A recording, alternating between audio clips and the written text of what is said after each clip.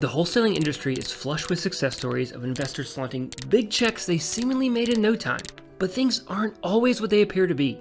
There are thousands upon thousands of videos all across the internet helping you learn wholesaling for free, with more uploaded every single day. And they all basically say the same thing. I got rich in wholesaling, and you can too. If I want to learn real estate, I don't need a business degree. I just follow Dean Graziosi. Because I know for a fact, once you get that first check, it's game over. Do what you got to do on your end. Strategically invest that into the right marketing. You're not going to fail. But battle-scarred wholesalers who've been around for years have always had their suspicions. To me, it looks like everybody is doing 100K assignments all day long, all the time. So our business is full of posers. There's a lot of people that you think are successful and are killing it. And then when you actually get to see behind the curtains, it's not what they make it seem. Or even the guys like Grant Cardone, they don't talk about their losses a lot. It doesn't do well for their brand. Their brand is winning. I would even go as far as to say that probably 95% of the people that flip houses lose money, and they all lie about it. People are always lying about how many deals they're doing. This industry is very shady. And this man finally proved them right. Meet Thompson. He's a successful wholesaler and business coach doing over 7 figures, but he's not widely known in the industry yet. And that's a good thing, because he doesn't have a conflict of interest in releasing this data. His team conducted an extensive research study, and the results will shock you. What I did was I reached out to about 530 something investors who had been on some of the biggest real estate podcasts out there. So we're talking Wholesaling Inc., we're talking Steve Trang Show, which is Real Estate Disruptors, and we're also talking about Bigger Pockets. So 3 of the biggest shows out there.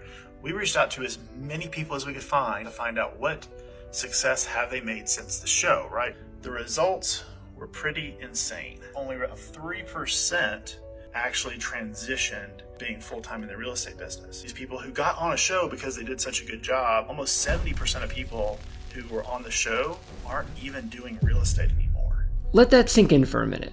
How can this be true? When REI content is packaged and released, it's usually around one specific event in a short time period. How to make $100,000 in 30 days. Sure how they did just 100K last week alone in wholesaling. He closed 6 deals in about a month and a half. Which is your first wholesale deal, baby? First wholesale deal is 30K. Going full-time into wholesaling, 4 months, 15 deals, and did his first deal in 4 days. But what is often missing is context. Take that same business and zoom out 1 year. What's their overhead? Their net income?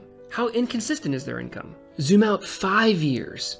What is it then? Probably not as catchy a headline. Take Brian Harris. Just a few years ago, he was a wealthy wholesaler posting success stories just like everyone else. What up, what up, what up? It's your boy B. I mean, this guy did us multiple 6-figure a month wholesaling houses in Memphis, Tennessee. Is that correct? That's correct. But apparently, he went bankrupt. Now, I don't know Brian's situation, and I have nothing against him. I actually applaud him for his transparency.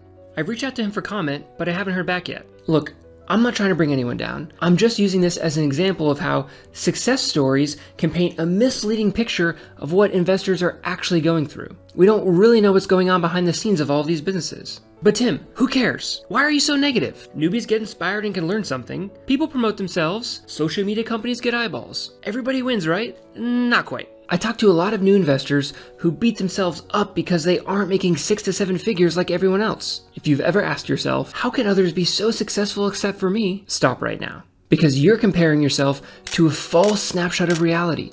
There's nothing wrong with you. Wholesaling just takes time and good business skills to succeed in the long term. And worst of all, it's the folks who spend their last dollar on hope at the latest seminar that suffer. And you don't hear about these stories because it may be embarrassing to talk about. Or these people are too busy hustling to pay rent. And the ones who do talk about it are drowned out by the positive success stories of real estate investors selling the dream. And I'm guilty of it too. We have case studies of investors who've worked with our PPC agency that no longer do business with us. Nobody profits from failure on social media.